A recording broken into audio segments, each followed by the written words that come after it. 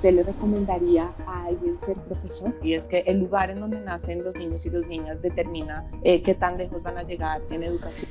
Necesitamos garantizar que la magia y las ganas con las que sale un licenciado no se apaguen. Hablamos es de los profesores, maestros y maestras. ¿Qué herramientas tenemos y cómo avanzar? Eso nos va a ayudar a hacerlo. Bienvenidos y bienvenidas a Nadie nos pidió esto, pero es necesario. Pero si quieren empecemos un poco por definir qué es la educación básica y media. La básica se divide en dos pedazos, la básica primaria, grados 1 a 5, la básica secundaria, grados 6 a 9 y la media es 10 y 11. Hoy, con tres mujeres que piensan y transforman la educación desde la evidencia y la experiencia, Andrea Escobar, Sandra García y Nancy Palacios, vamos a poner el tema sobre la mesa. ¿Qué está funcionando? ¿Qué no? ¿Y qué debemos atrevernos a cambiar? Porque hablar de educación no es hablar del futuro, es hablar del país que somos hoy. Entonces, según datos del ministerio, digamos, las tasas de matrícula han subido a lo largo del tiempo, que está bien, es un indicador entre muchos, lo cual hablaremos, pero en realidad lo que quería hablar con ustedes, primero, digamos, esta es una ronda abierta, no necesariamente preguntas enfocadas a cada uno, pero ¿cuál creen ustedes que ha sido el mayor logro en educación básica y media de los últimos 10 años? ¡Qué maravilla! Muchas gracias a esta invitación y poner la educación en la conversación. Hablamos mucho, nos fascina hablar en el sector educativo y tenemos unas grandes elaboraciones, una gran retórica, pero nos cuesta trabajo conectar, trabajar en equipo, reconocer los caminos recorridos y no construir de cero. A tu pregunta, hay uno importante, la cobertura en básica y media ha crecido. Colombia ya tiene coberturas por encima del 90%. La conversación, digamos, el acceso se generó. Los niños y niñas de alguna manera llegan al sistema educativo, llegan a la escuela, pero esto ha abierto unas conversaciones que las vamos a hablar más adelante. Hay otra que yo creo que también hay que mencionar en el tema del sistema y es que eso también seguramente nos encontraremos en una conversación más adelante y es, al ser descentralizados, digamos que ha habido una posibilidad de construcción de contenidos que ha generado unas brechas, pero hay lugares que tienen unos temas maravillosos, hay territorios que han podido avanzar en crecimiento sobre sí mismo en pruebas Saber 11 en los últimos 10 años de más de 20 puntos. Ir a ver el caso de Armenia, el caso de Ipiales, que no necesariamente tienen las mayores inversiones, no necesariamente tienen los grandes proyectos, avanzan y han crecido sobre sí mismas. ¿Y cómo lo han hecho? Con fortalecimiento docente. ¿Cómo lo han hecho? Con reconocer que es importante la estabilidad de los equipos. Muy bien, ¿qué sigue, Sandra? Volviendo a tu pregunta, y bueno, también agradezco mucho la invitación, me emociona mucho estar con dos colegas y que nos modere Andrés también como colega. Coincido con Andrea que yo diría que un logro muy, muy grande en los últimos 10 años sería cobertura, pero yo enfocaría más en cobertura en educación media. Nosotros hemos logrado coberturas brutas y brutas se refiere a la capacidad del sistema de generar los cupos independientemente de la edad en la que estén los estudiantes. Unas coberturas brutas por encima del 100% en primaria y en secundaria desde hace muchos años, pero teníamos ese gran reto de lograr esa expansión de la oferta o de la cobertura bruta en educación media.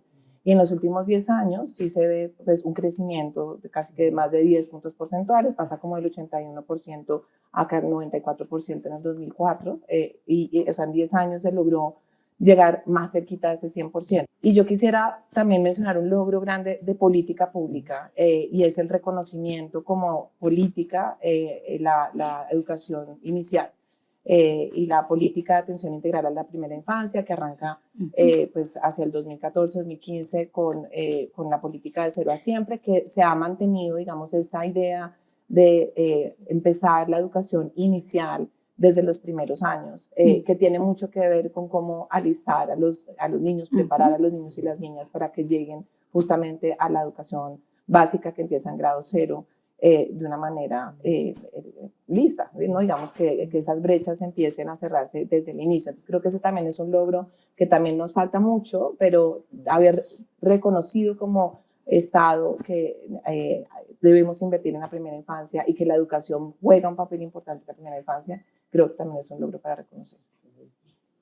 Nancy. Bueno, pues gracias a todos por la invitación. Nuevamente encontrarnos con ustedes es una alegría, es un regalo. Yo creo que tenemos varios avances. Uno tiene que ver con mantener las escuelas abiertas en medio de las dificultades. Mi gran preocupación son los aprendizajes y los vamos a trabajar ahora, pero yo creo que mantener las escuelas abiertas en las regiones con tantas dificultades de desplazamiento, de violencia, yo acabo de venir del San Juan, es muy importante. Y yo creo que por las problemáticas eso no lo vemos tanto. Y del lado de eso quiero decir una cosa que para mí también es central, y es lo que significan las escuelas en términos de cuidado y protección, por ejemplo, de atención al hambre. Si bien siempre nos van a hacer falta cosas, el PAE, donde ha funcionado bien, nos ha garantizado cobertura, nos ha permitido mantener los niños allí. Entonces yo creo que las escuelas como espacios de protección y los maestros como agentes protectores y cuidadores que se oponen incluso con la vida para que no se lleven las adolescentes, porque así está pasando en las zonas de minería ilegal, eso es muy importante y lo tenemos que rescatar. Lo otro es la educación inclusiva. Yo creo que hace 10 años esto no sabíamos cómo le entrábamos, qué hacíamos, por dónde era, y tenemos grandes retos estructurales allí, pero creo que hoy cada día más instituciones han abierto la puerta a estudiantes con necesidades educativas especiales. Y lo otro es que yo creo que tenemos aportes de mucha gente del sector público y privado aportando a las instituciones. Y eso, por ejemplo, hace que cuando las dificultades de no tenemos todo, aparece gente ofreciendo alternativas y los maestros se unen a esas iniciativas, logramos avanzar en cosas específicas y lo uno con lo otro, y es, por ejemplo, con lo último, y es, eso ha hecho, por ejemplo, que en bilingüismo tengamos avances, en lectura, en lugares focalizados, y tener experiencias exitosas, para mí es importante porque ya nos deja con referentes, con espejos para avanzar en otros espacios. Creo que vale la pena mencionar que la cobertura ha crecido, si bien la bruta es más alta que la neta, quisiéramos que eso vaya subiendo, pero el tema de más matrículas, más infraestructura, digamos, se han hecho cosas. Yo creo que la educación es una de las políticas en la que todos estamos de acuerdo, que es algo que necesitamos, que se debe financiar con impuestos generales, digamos, o sea, creo que nadie está opuesto a de su bolsillo pagar la educación. Y que queremos que sea universal, solo que en la práctica se dificulta, y ya vamos a empezar a entrar un poquito en tema de materia de esto, que tiene un montón de partes que se mueven, que si bien nosotros nos concentramos muchos en los y las estudiantes, tiene un componente de directivos, de docentes, de administrativos, como mucha gente que trabaja para sacar adelante el país, y que ya estamos hablando de cosas más allá de aprender matemáticas y lenguas, estamos hablando de habilidades socioemocionales, estamos hablando de incluir enfoques diferenciales en educación, como pensando que no todos somos exactamente iguales. Entonces, empezando de lo construido que ya tenemos, digamos, una de las cosas que tenemos es, hablamos de la educación básica y media, y pues ahí está la palabra básica, es como, esto es lo obligatorio, esto es lo mínimo que todo el mundo debería de tener, y si bien tenemos causas de optimismo en ciertas cosas, todavía nos hace falta para llegar a ciertos lugares, y particularmente pensando a nivel país, porque a veces, muchas veces nosotros estamos en áreas urbanas y sentimos que la educación, la matrícula es un tema resuelto. Y algo importante es que esas habilidades y esas competencias que se aprenden en la educación básica y media sirvan para ser productivos en el mercado laboral más adelante, que es una pregunta de mucho más adelante, pero muchas veces hay jóvenes particularmente que hablan mucho de que lo que yo aprendí en la educación no me sirve. Entonces, como dada tu investigación y experiencia, si quieres, a pesar de que ha mejorado la cobertura en educación básica y media, o sea, ¿qué desigualdades persisten, digamos? ¿Y cuáles brechas crees que son las más importantes o, digamos, de acción inmediata que necesitamos cerrar? Un poco pensando sobre la radiografía de la educación básica y media en el país, estaba reflexionando alrededor de la idea de lo que debería ser la ruralidad en nuestro país. No es lo mismo un rector en una ruralidad dispersa en la que tiene que acceder con diferentes medios muy difíciles a las diferentes sedes que tiene a su cargo, a una rectoría en la que podemos llegar, por ejemplo, en mi caso, sin dificultad a cada una de las sedes. Pues las de los aprendizajes, que ya sabemos con las distintas mediciones que son muy grandes, pues las que más hemos conocido son las de lenguaje, matemáticas y ciencias, porque son las que más se miden, pero pues ahí están las otras, ¿no? Las de lo socioemocional, que las hemos explorado poco, las de la formación artística, que es fundamental. Ahí está ahorita el ISFES intentando integrar estas otras habilidades que no evaluamos, y están las de la formación en ciencias sociales, por ejemplo, que es mi área de experticia, las de formación en pensamiento histórico, que tiene que ver directamente, por ejemplo, con la formación política de los estudiantes y con la formación de lo que todo el mundo habla desde el sentido común, que es el pensamiento crítico, y tiene que ver con una capacidad que debiéramos adquirir desde la escuela para pensar propositivamente cómo desde las posibilidades que tenemos nos agenciamos e influimos en nuestros entornos. Yo creo que esas brechas las conocemos, están allí, y quiero hacer énfasis en que esas brechas tienen que ver con cosas que pasan en la escuela y cosas que no pasan en la escuela. Y me parece importante puntualizarlo porque cuando está bien, como decía Andrea, es un solo sistema y una conversación, pero tenemos que hacer un ejercicio que yo considero de unir y abrir. Cerramos y abrimos la conversación, porque hay dos cosas que pasan fuera de la escuela y tienen que ver con la inequidad y la falta y la desigualdad de este país, que Sandra nos lo ha mostrado en sus estudios. Eso influye en las familias, en la posibilidad de las familias de garantizar lo básico para sus niños, y los factores asociados que estudian ustedes, pues nos ha hecho ver que influyen directamente en los aprendizajes y lo que pasa en la escuela. Y lo que pasa en la escuela tiene que ver con dos cosas fundamentales: lo que se le enseña a los estudiantes y las condiciones para que el aprendizaje aparezca o no aparezca. Entonces yo creo que si entendemos las brechas en términos de lo que pasa en el sistema, desde una lectura compleja, unimos la conversación, apartamos las conversaciones para entender desde cada uno de los factores en qué hemos avanzado, qué hay que hacer, qué nos dice la política pública, qué herramientas tenemos y cómo avanzar. Eso nos va a ayudar a cerrar las brechas. Buenísimo.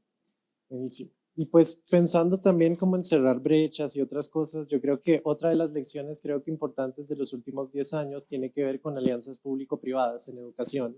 Entonces, Andrea, te quería preguntar, como tú que estás más desde el sector privado y tratas más con empresarios, como que cómo pueden estas alianzas público-privadas, digamos, salir de las ciudades principales y pegarle un poco al territorio, digamos, fuera, los países, las zonas del país que son más marginadas, donde ha costado poner un colegio, pero se puso un colegio, y ahora el tema no es si hay o no hay un colegio, el tema es cómo logramos que ese colegio llegue a la calidad que estaba diciendo Nancy, justamente, para que la educación no solo sea una cosa de cantidad, sino una cosa de calidad.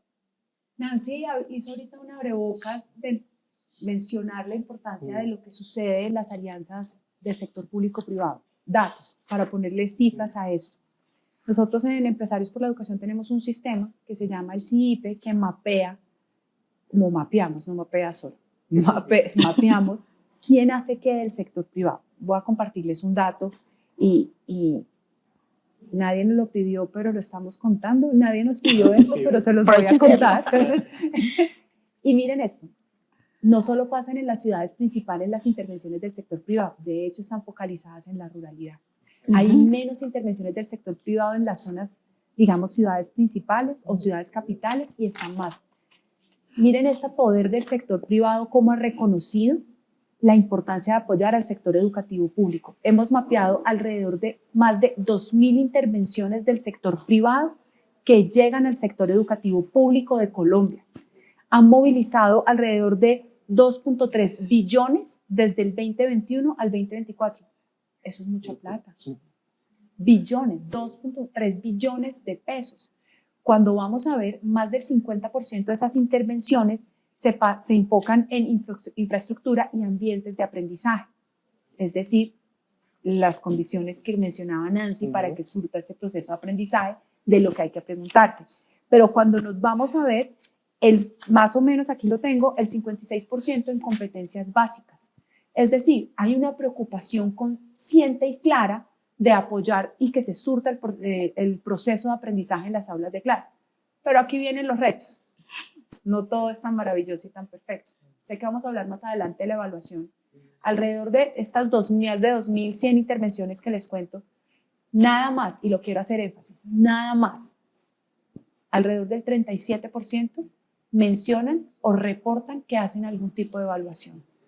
Entonces, ¿por qué no seguimos encontrando hablar de las brechas? Si estamos hablando de una inversión de 2.3 billones, si estamos hablando de más de 2.000 intervenciones, porque uno de los retos que persisten todavía es que entendamos que la evaluación es un aliado. La evaluación, tenemos este imaginario de que es costosa, entonces porque es cara, yo me encuentro esta frase, ay, pero es que con esa plata llego a más niños, imagínense, yo pongo esa plata y doy más materiales, capacito más, y la pregunta es, venga, si usted para un minuto, invierte, de pronto hasta le va a salir, luego le va a rendir más el recurso, porque de pronto no tenía que entregar 5 libros, sino 2, de pronto no tenía que hacer 7 ciclos de capacitación, sino 1, y de pronto moviliza más indicadores. Entonces aquí hay una pregunta como sociedad y es, ¿nos estamos respondiendo a la pregunta de aprendizaje que nos queremos responder? Y eso a veces es súper difícil y sobre todo uno desde el sector privado poner la misma conversación. Y esa conversación hay que ponerla sobre la mesa. Entonces, Alquería coge y dice, venga, vamos a trabajar con los rectores para que esto impacte comunidad, fortalecer ese liderazgo comunitario, ese liderazgo pedagógico. Vamos a irnos a mejorar los aprendizajes, vamos a ayudarlos a que aprendan una segunda lengua. Y así puedo nombrarte infinidad de experiencias, porque es que son más de 2.000. Claro. Pero el reto que persiste aquí es que privado no suplanta al público. Público no puede solo. Esta conversación que hablan de la triada, academia, privado y el sector público, pues realmente sí funciona. Y Colombia es un ejemplo en América Latina de una sociedad civil organizada apoyando, pero aquí está en monitorear. Y aquí quiero poner sobre la mesa un actor importantísimo que no he mencionado y que quisiera que lo habláramos más adelante, los secretarios de educación.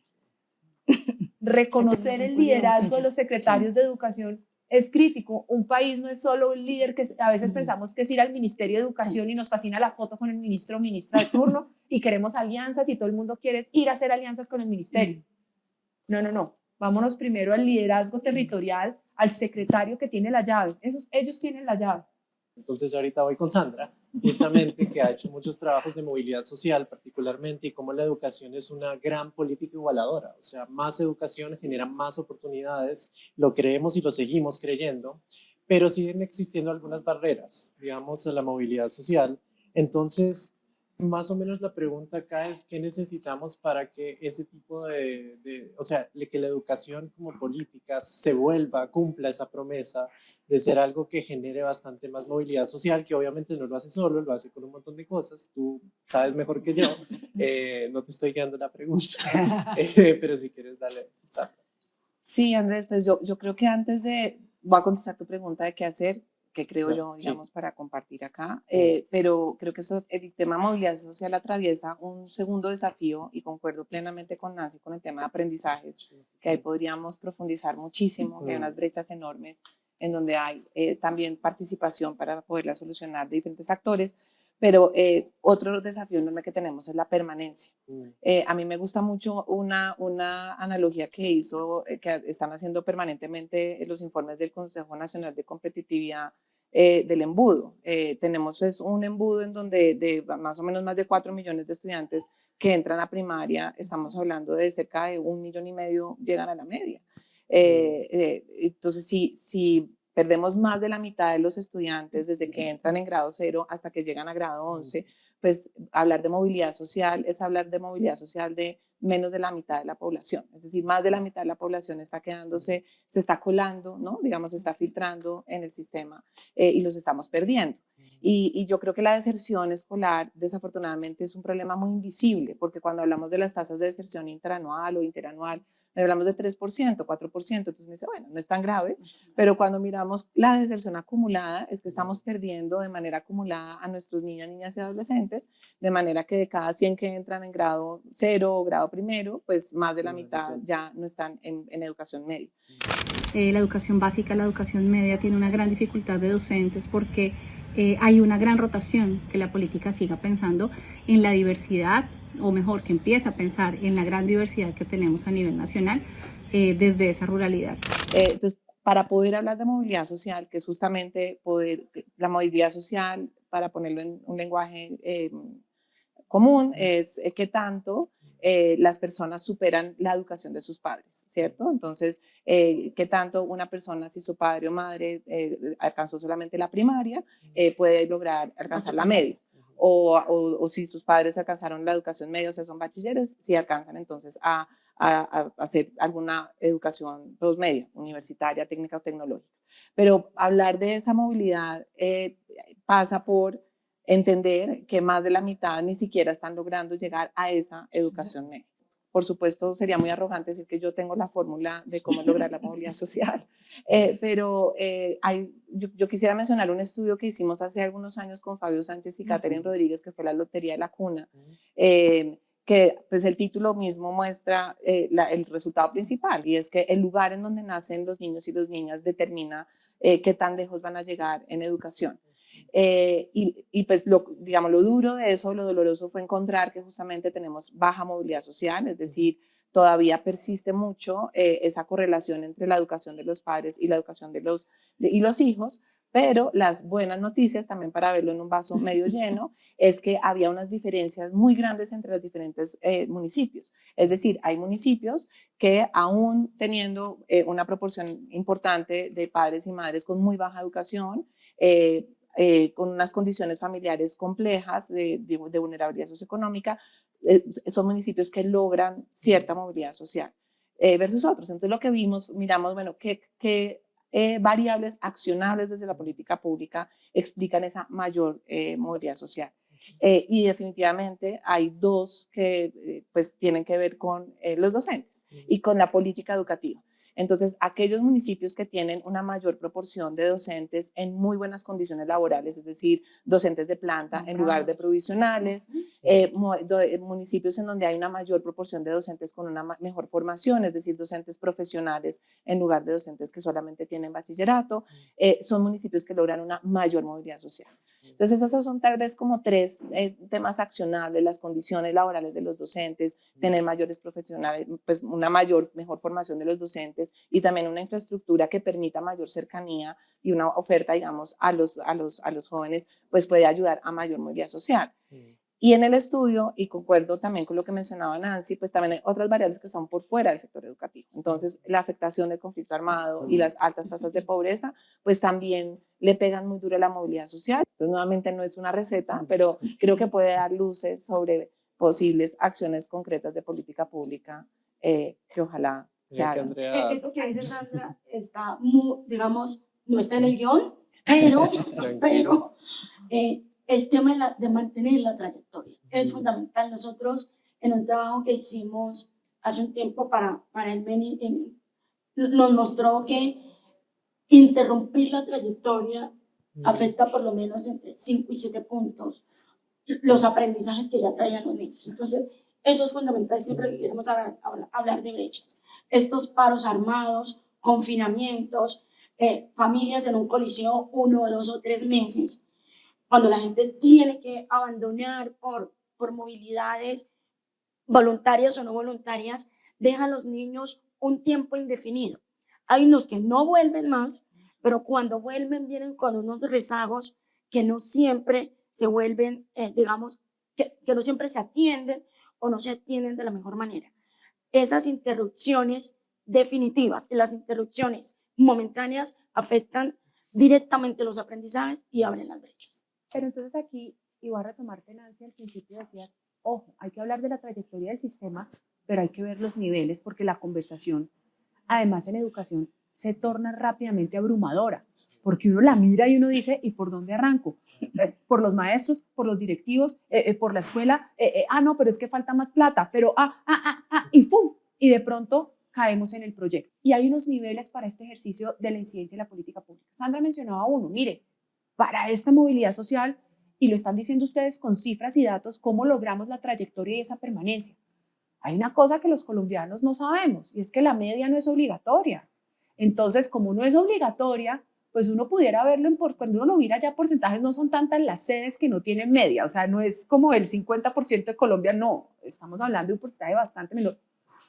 Pero entonces, vámonos a la política pública, a normativizar, entender que si uno lo tiene obligatorio en la media como la prestación del servicio, pues eso le va a bajar a las secretarías de educación, que son los prestadores del servicio, a decir, venga, hay que solucionar esto, ¿cómo logramos que la media llegue a todas las sedes educativas? Hay un pedazo importante. 2, información y datos. Aquí no podemos perder de vista que hablamos de formación docente, hablamos de fortalecer. Nosotros hacemos una encuesta de opinión. El año pasado se la dedicamos a los maestros y maestras del sector público y directivos de Colombia, docentes. Cuando hicimos la encuesta le preguntamos a los maestros y maestras, venga, ¿usted qué quisiera para su trayectoria profesional mejore? ¿Usted qué necesita para ser un mejor profesional? Esperando que nos saliera de primero maestría y doctorado, ¿no?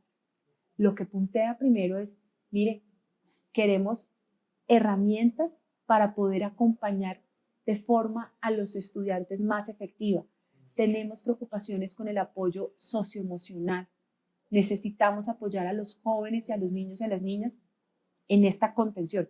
Eso es crítico, porque eso empieza a dar luces del profesor, de qué necesitan. Segunda pregunta, ¿y a usted qué más lo que le preocupa del momento de enseñar? Tener las herramientas y los materiales para poder dictar la clase. Escuchar a los maestros de esta manera nos da luces de política. ¿Cuántas veces escuchamos públicamente diciendo, vamos por los rectores? Hablamos es de los profesores, maestros y maestras, pero necesitamos ese liderazgo fuerte. Y para que exista fuerte, pues hay que apoyarlo. ¿Y cómo lo apoyamos? Desde la política pública. Entonces, en este ejercicio me cuesta mi trabajo, se los quiero decir, soy la primera abrumadora profesional, soy la primera, porque todos creo que los que trabajamos aquí, o nos vamos al tecnicismo puro y hablamos allá, arriba en aquel alto donde nace la quebrada, o de pronto nos enredamos y llegamos a un programa. Colombia necesita un sistema de desarrollo profesional docente, unos incentivos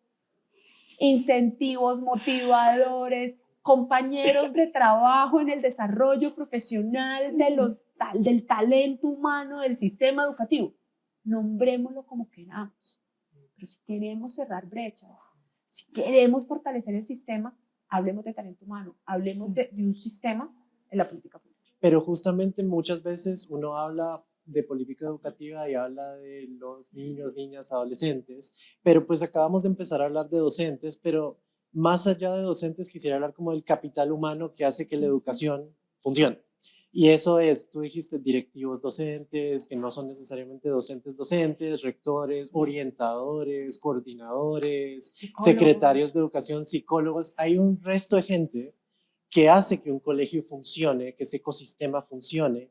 Y en realidad hablaste de un sistema de formación docente, pero también como que quisiera ampliarlo un poquito más, como que ustedes tienen la encuesta donde hablaron no solo con docentes, pero con directivos, digamos. O sea, ¿qué otros insights nos puedes dar de esta otra gente que sigue, que es muy importante también para generar educación, pero de la cual quizás hablamos menos, porque tal vez aparecen menos en los diarios o pasan más cosas? Andrea, si quieres complementar un poco más por ahí. Y es que es bien interesante porque sí, asumimos que la escuela es el profesor, pero al final el profesor no puede solo, o sea, el profesor es un pedazo y cuando vamos está el directivo docente, entonces están los coordinadores de núcleo, o sea, hay todo un sistema de líderes y de profesionales que componen la escuela. La parte administrativa es silenciosa. Miren, hay un dato súper interesante que además lo da el DANE cuando vamos a hablar de las coberturas de internet en Colombia. Entonces uno puede ver siempre el vaso medio lleno o el vaso medio vacío. Entonces dicen, ay, pero ¿cómo así? Solamente falta como un 15% un 20% por conectividad, pero resulta que cuando vas a ver la conectividad, adivinen para quién es, pues para el área administrativa. Es una gran dificultad y es pensar que hay una sola ruralidad en el país y que se siga pensando desde los escritorios como una única ruralidad y que nuestros estudiantes de los sectores rurales sigan sin acceso a los mínimos de conectividad. Hay internet. Hay internet. Y no lo prestan. Pues obvio, porque tampoco tienen la capacidad, pero no tienen uso pedagógico. Entonces, hay un montón de actores aquí que hacen parte del sistema que son importantes. Nosotros que hemos identificado, y me gusta mucho cuando hablas del capital, nosotros lo estamos, digamos, procesando, si se aplica la palabra, como talento humano. Talento humano, y quisiéramos que se empiece a hablar del talento humano en el sector educativo, donde están, tú lo decías, están Los cuidadores, en primera infancia hay que hablar, todo el ejercicio de las personas y del talento que está en primera infancia. Estamos hablando de los orientadores escolares, estamos hablando de los maestras y las maestros, estamos hablando del personal administrativo, y voy a decir otro sector que interviene a la escuela, el personal de planta de la Secretaría de Educación. Porque el personal de planta de la Secretaría de Educación y el personal de la Secretaría de Educación es quien dictamina, digamos, las normatividades que pasan a la normatividad que llega a la escuela. Tenemos un sistema descentralizado y con cierta autonomía. Pongo las comillas es porque es bien complejo entender que el empleador está arriba, pero entonces la prestación del servicio está abajo, pero entonces tomar las decisiones estratégicas de qué hacer con el talento humano, esto tiene todo. Pero ¿qué pasa si a la escuela le permitimos decir, oiga, yo necesito maestros que sepan de esto porque este territorio tiene estas prioridades?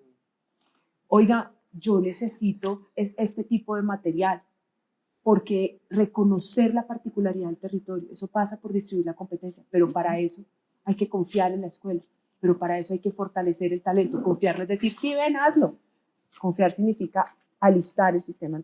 ¿Qué pasa? What if? ¿Qué pasa si no solamente es hablar de la educación centrada en el estudiante? Porque hemos siempre hablado centrado en el estudiante. Claro, centrado en el estudiante porque surte el aprendizaje y lo que necesitamos. Pero ¿qué pasa si es también centrada en la escuela, que dentro de la escuela están los maestros, las maestras, los directivos docentes, los coordinadores, el talento, el personal administrativo? Es que el portero es importantísimo, el guarda es importantísimo, todos son importantes porque todos cuidan y surten un rol. Le preguntamos, voy a chiviarme aquí, me voy a meter en problemas, me voy a chiviar en este podcast que nadie nos pidió esto, nadie me pidió esto. La hemos llamado Los Hogares Colombianos se pronuncian en educación. ¿Qué esperan los hogares colombianos? Representa jóvenes de 18 a 28 años de edad y los hogares colombianos. Hicimos esta pregunta. ¿Usted le recomendaría a alguien ser profesor, ser maestro? ¿Qué se imaginan que respondieron? Que no. Sandra. Que no, pues, un alto porcentaje que no. Yo mejor no. No adivino. No, no meto Puede las ser muy manos. dolorosa para mí alguna respuesta. Yo espero que no, que sí. Me voy a meter en problemas, pero bueno, como nadie Yo me pidió espero esto, que vayan, que sí. pero para que quieran saber más de la encuesta, miren, es fantástico. La respuesta es que sí. Yo hubiese pensado que no. No, Es sí. espectacular. Pero es que, ¿saben por qué? Y es que, perdón, no sé si estoy desatando la conversación, pero es que me emociono. Pero ¿saben por qué? Por esto. Porque sale que sí. Voy a dejar en suspenso cuando les preguntamos en qué nivel, porque luego preguntamos en qué nivel recomendaría. Pero ¿saben qué sale? Y lo que queda por debajo, tú cuando me preguntas en estos actores, es que esta conversación en Colombia ya no es de dignificación docente, es de fortalecimiento de la profesión docente, que es distinto. Y responderle al sistema es flexibilizarlo, es reconocer los saberes, es reconocer las rutas de formación. Y le pedimos a la universidad que cambie. Le pedimos que los jóvenes hoy quieren microcredenciales, carreras más flexibles. O sea, le pedimos a todo el mundo todo. ¿Y por qué no le pedimos eso al sistema educativo? ¿Por qué no somos más flexibles? Y pues yo tengo amigos también que han hecho estudios de que es muy difícil atraer a buenos candidatos y candidatas a ser docentes y el proceso de formación los frustra. Entonces, yo le voy a preguntar a Nancy particularmente, justamente como considerando tu trayectoria como educadora, como cómo logramos transformar ese deseo que aparentemente existe en la encuesta que nos dice Andrea en que la gente no se decepcione al momento de llegar y decir yo que sí quiero ser docente, pero algo en el medio hace que ya no quiera hacerlo. Hay dos cosas que hay que diferenciar. Yo creo que hay una apuesta, por ejemplo, nuestra en la facultad, y también lo hemos visto en los estudios, porque los que llegan traigan habilidades. Es decir, traigan lo más robusto que puedan en sus habilidades de la formación hasta, digamos, en bachillerato. Luego tiene que haber una convicción idónea en querer ser profesores y en quererse formar como profesores, porque la formación de los profesores es fundamental. Yo, desde los 11 años, desde antes, quise ser maestra y soy una maestra rara. Hay gente que por el camino se ha conseguido esto y lo ha hecho bien desde una formación rigurosa. En la formación en ejercicio tenemos grandes retos en términos del talento humano y necesitamos garantizar que la magia y las ganas con las que sale un licenciado no se apaguen. Porque todos los licenciados salen a comerse el mundo y a transformar las instituciones. Lo que nos preguntamos con frustración y angustia a los que lo formamos es qué pasa en los primeros 5 años. Entonces, ahí necesitamos garantizar desde el sistema que haya una institución que reciba a los maestros y les dé la bienvenida y esas ganas de cambiar el mundo aumenten mis primeros años como profesor o profesora. Están abandonando muchos, y es un estudio que estoy buscando un estudiante doctoral para identificar por qué están abandonando, quiénes y por qué están abandonando, pero sobre todo después de que llegan con esas ganas de transformar y de cambiar la institución, eso se va pagando y tiene que ver con la organización escolar.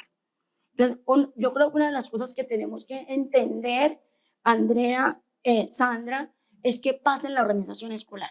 Y hay una cosa, Sandra, con la que yo no estoy tan de acuerdo con la formación de los doctorados y las maestrías. Yo creo que lo que pasa con esa formación es que la institución escolar, el sistema educativo no ha sabido qué hacer con la plata que se ha invertido. Si se han invertido billones en maestrías y doctorados, ok, el Ministerio de Educación nos tiene que decir como sistema qué hacemos con los profesores que se han formado en maestría y doctorado. La institución educativa nos tiene que saber qué hacer, en qué van a aportar en lo pedagógico, lo curricular, los maestros que se formaron en la maestría y en los doctorados. Y para cerrar, porque yo quiero dar la palabra a Sandra y me urge mucho escucharla con el tema de los rectores, que es una preocupación mía, yo creo que tampoco sabemos tanto sobre las dinámicas del talento humano por dentro. En mis investigaciones sobre pertinencia curricular hemos encontrado que hay unas dificultades en el interior de los equipos, desde las secretarías hasta la sala de profesores, que es una de las cosas que hemos estudiado también poco, que no deja avanzar los currículos y la experiencia pedagógica. En la encuesta de opinión salió cuál es la relación que menos le gusta. Entonces, al rector con la Secretaría de Educación, a los profesores con el rector, hay un problema de clima gravísimo. Salió en la encuesta y tienes el dato, te podemos pasar los microdatos de las relaciones. Es decir, pasamos los microdatos. Esas relaciones ya, los estudiantes doctorales nos lo han mostrado cuando han ido a rastrear aprendizajes. Si esas relaciones están rotas, ¿cuándo vamos a construir los currículos y las experiencias pedagógicas exitosas? ¿Quiénes? Si los que las tienen que reconstruir no lo han hecho. Esa división entre los del 1278 y el 2277 nos hizo mucho daño. La división entre los que quieren avanzar y los que no, entre los que paran y los que no paran. Ese clima de las secretarías, esa relación secretaría-dirección y esa relación docente-familia, docente-estudiantes, tenemos que entrarle con datos, con investigación mixta, de manera que podamos ver los casos, ver las experiencias, y es fundamental para poder hablar de la pertinencia del avance en el talento humano. ¿Y qué vamos a hacer en el talento humano hacia adelante? Sí, pero fíjense, a ver, entonces, atando a eso, digamos, a otras cosas de talento humano, no solo en educación, sino en varios lados. O sea, gran parte de la cuestión interna de una organización y del clima de cosas es que hay evaluaciones y hay medición, de cierta manera. Y una de las cosas que dijimos al comienzo de esto es que en educación hay más medición y eso es bueno, pero tú misma lo dijiste con todas las iniciativas que se estaban implementando de que muy poquitas se evalúan, porque la palabra evaluación está súper cargada, digamos, y una de las cosas que Sandra ha hecho en su investigación y lo hemos hecho juntos en distintos lados es como decir, tratar de quitarles el estigma a esa palabra de evaluación, y eso puede generar, digamos, la misma evaluación que hacen las secretarías con los docentes, con los rectores, con otras cosas, se puede ver como algo que daña el clima laboral, si quieren, y genera estas relaciones como fragmentadas que existen por ahí, pero necesitamos datos para poder tomar mejores decisiones, eso estaba por ahí. Y pues más o menos le quería preguntar a Sandra, que es una pregunta bien complicada también, pero es como que cómo podemos empezar a generar dentro de ese clima laboral, dentro de este ecosistema de gente que trabaja para educar a los niños, que medir las cosas es bueno porque nos ayuda a mejorar, nos ayuda a tomar mejores decisiones, como te habías dicho en un momento, no son 5 libros, son 2, cosas así, como que cómo quitamos el estigma de que medir es como con una lupa diciendo voy a ver todo lo que haces mal en vez de que sea voy a tratar de ver cómo te puedo ayudar para que hagas las cosas mejor. ¿Te refieres a la evaluación docente o en general? Okay. Pero rectores también, o digamos como, si uno piensa en un sistema de indicadores que le hace seguimientos a colegios como para ver si están bien o mal, por ejemplo. Creo que hay dos cosas. Un tema que se ha vuelto o se volvió desafortunadamente pues, tabú un poco es la evaluación docente. A veces pronunciar esa palabra ya genera un montón de resistencia. Y yo creo que muchos de los temas que han mencionado Andrea y Nancy tienen que ver con algo que en lo que hemos avanzado, pero que tenemos muchos retos, y es entender que la política docente requiere entender la profesión docente como un sistema, ¿sí? O sea, necesitamos atraer los mejores talentos a la profesión docente, tener maestras como Nancy, que muy... Menos mal que me pongo roja. Sí, que fue ganadora del premio Compartir al Maestro y es pues una maestra excepcional, entonces como tener más Nancy's en el sistema, como tener mejores instituciones que formen los docentes, entonces este tema de la formación inicial es tan importante. Nancy luego menciona la formación continua, las condiciones laborales, que estén bien remunerados, bien acompañados, concuerdo totalmente con Nancy, recibir a las maestras y maestros a un sistema en donde se sientan bienvenidos, se sientan acompañados y en unas condiciones mínimas. Y en ese sistema está el tema de evaluación. Entonces, si no se entiende la evaluación como un punto del sistema para que los docentes, las maestras y los maestros conozcan sus puntos fuertes, pero también sus puntos de mejora, y lo digo yo también como docente, pues no se va a entender como una posibilidad de mejorar como sistema. Cuando se intentó hacer una reforma docente importante, digamos, tocando varios puntos de este sistema, que fue más o menos hacia el 2015, nace la evaluación diagnóstico formativa, que su nombre lo indica, era diagnóstico formativa, para hacer un diagnóstico a la práctica de aula de los docentes a partir de diferentes fuentes, no solamente la observación en aula, sino la percepción de los estudiantes, del mismo rector, que también juega un papel importante, y con esa información darle retroalimentación constructiva al docente. Oiga, usted en manejo de aula está muy bien, pero tal vez en la didáctica de las matemáticas podría mejorar en esto. Por supuesto, hay un incentivo que es evaluar para ascender, que es natural, o sea, es el incentivo de progresar en la carrera profesional de los docentes, pero también es el sentido de la evaluación para mejorar como sistema. Entonces, ese es como un punto de la evaluación. Sí. Y el otro es la evaluación de lo que funciona y lo que no funciona, que también en eso creo que hemos avanzado como país, tenemos cada vez mejores datos, pero pues Andrea misma nos menciona, o sea, del CIPE hay más de 2.000 iniciativas, de las cuales solo el 30% usan evaluación. Entonces yo creo que ahí tenemos como sistema también mejorar esta cultura de la evaluación, pero también desde el Estado, no solamente desde el sector privado. Y ahí hay un nivel en la evaluación y los datos, y es también enseñarle al talento, a los maestros, maestras y directivos docentes a usar los datos y la información. Ahí va. Porque tú tienes el dato de la evaluación perfecto, esto lo estás haciendo bien, pero ¿cómo lees el contexto? Por ejemplo, cuando tú estás haciendo la evaluación, a ti te evalúan si el niño reprueba, si el niño está aprendiendo, en qué está, pero por ejemplo no hablas del ejercicio de la decepción.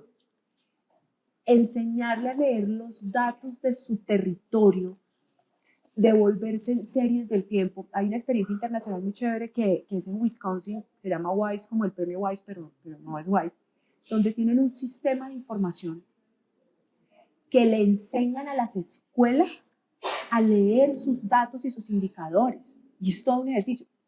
Eso es del sistema público. Yo le agregaría ese siguiente nivel, y es la lectura de la información, porque sí, en educación, ustedes tres sí que saben que existen muchos datos, y tenemos a veces una frase densa, ay, pero ya se ha investigado mucho, y la gente dice, ay, pero ya están todos los datos.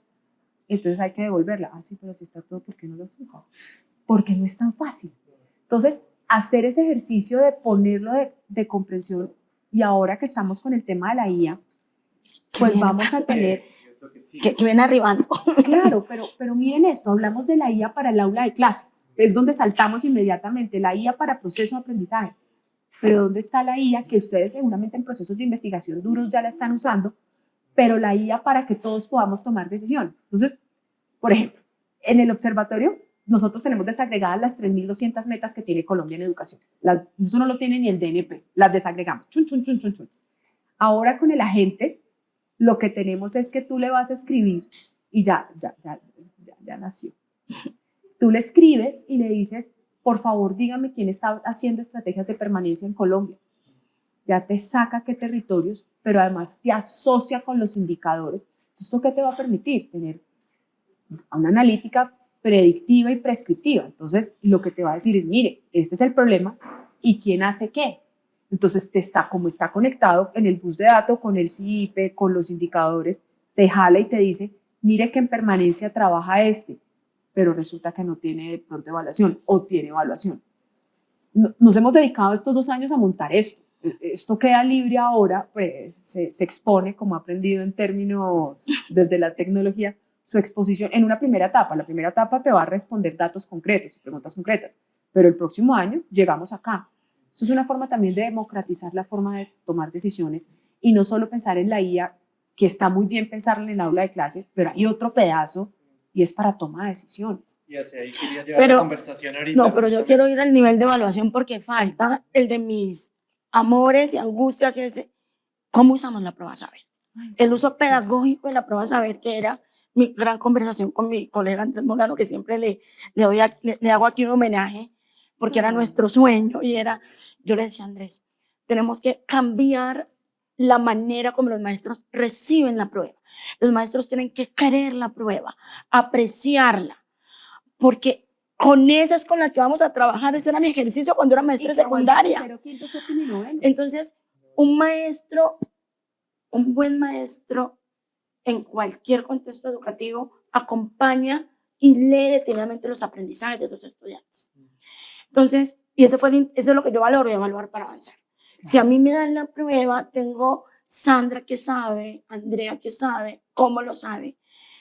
El maestro, la maestra se motiva, busca las estrategias, dialoga con la maestra del lado, se va a la secretaría de indaga. Es muy importante que tengamos un uso pedagógico en la prueba, pero ahí tenemos un reto. ¿Cómo comunicamos eso? Yo en estas épocas sufro un montón. Afortunadamente este año nos fue como mejor. Y en todos los chats de maestros que son como 50, hay como los mejores de mi colegio y nos muestran.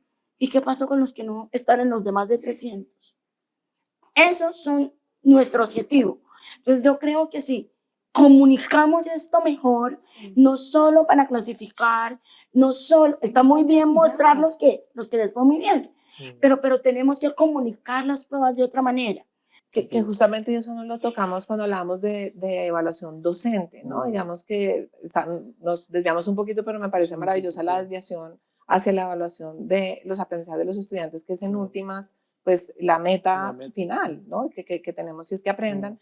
Y no sé, Nancy, bueno, y Andrea, si además de pruebas saber, creo que un reto que tenemos como país es tener, digámoslo así, dispositivos o tecnologías con digitales o no digitales para poder evaluar de manera mucho más rápida los aprendizajes de los estudiantes. Yo creo que ahí tenemos ese reto para que los docentes justamente tengan esa información de manera oportuna. Sí, claro, ¿no? O sea, digamos, ahorita estamos en un boom tecnológico en distintas cosas, digamos, y pues hay que repensarse un montón de cómo podemos aprovechar esta ola de tecnología y cosas, y pues justamente ya empezamos a hablar de inteligencia artificial, y pues justamente esa es una pregunta bien grande y bien abierta de cómo. O sea, todos los entornos educativos están hablando ya de que estudiantes los usan, de cómo los docentes los usan.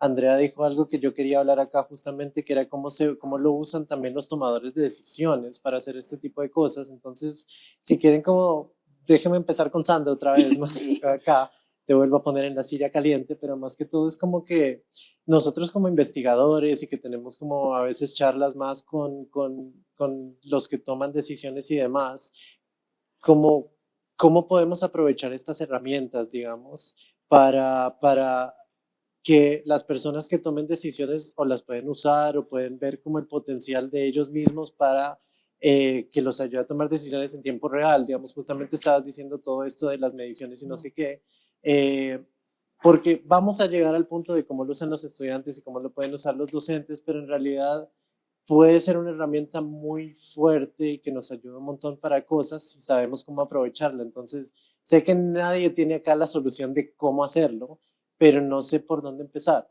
Si tenemos algunas nociones, todos, Sí. serían buenas.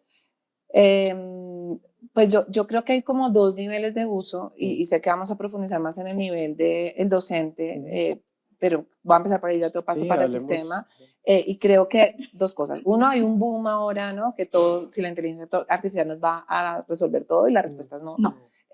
Hay algo muy particular de la experiencia o de la práctica docente que es irreemplazable hasta ahora con la inteligencia artificial, y es justamente el contacto humano. Sí. Cómo motivar a un estudiante para que regrese a la escuela, para que permanezca y para que desee aprender. Digamos que eso por ahora no es reemplazable con la inteligencia artificial. Menos mal. Pero sí hay un uso muy poderoso de la inteligencia artificial para potenciar la labor docente y liberarle tiempo para que se dedique a lo que más pues debe hacer, que es justamente motivar a los estudiantes y acompañarlos en su proceso de aprendizaje. Entonces hay algunas experiencias muy interesantes y muy prometedoras que por ahora están en evaluación, pero creo que son prometedoras.